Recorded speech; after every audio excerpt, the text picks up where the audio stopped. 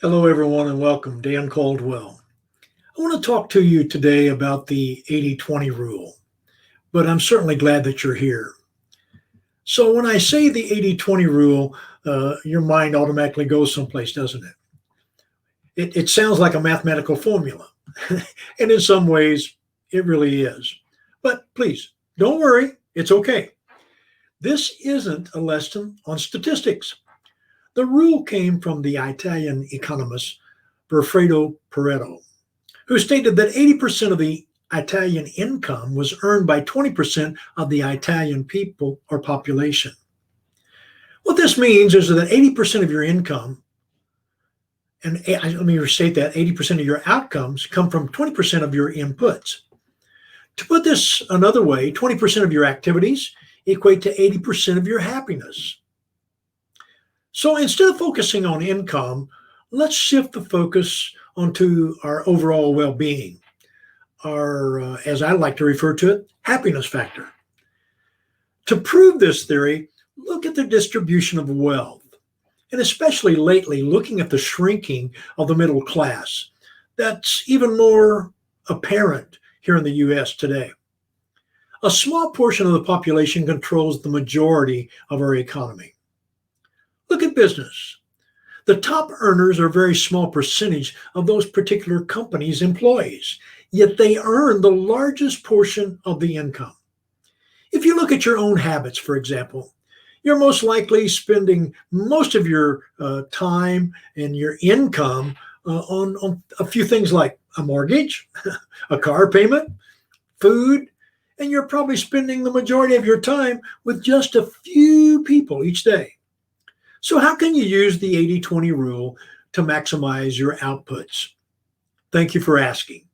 Let's talk about my friend and mentor, John Maxwell. He talks about the fact that he is only good at a few things. Therefore, he doesn't waste his time with those things he cannot do or doesn't want to do, but rather by focusing on what he's good at, those few things, and not wasting time on those things he's not good at, he's able then to maximize his efficiencies. He's working to his strength zone. You see, we spend far too much time trying to develop in the area of our weaknesses. May I just propose a new approach?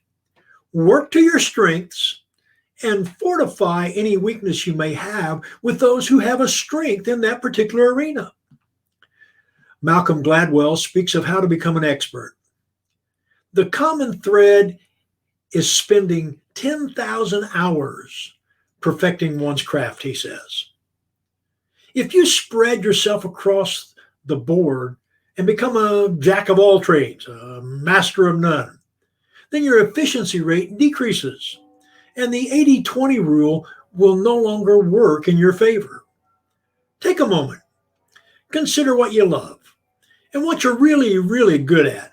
Then list those things out that cause you to waste time wasters, and ultimately decrease your inefficiencies.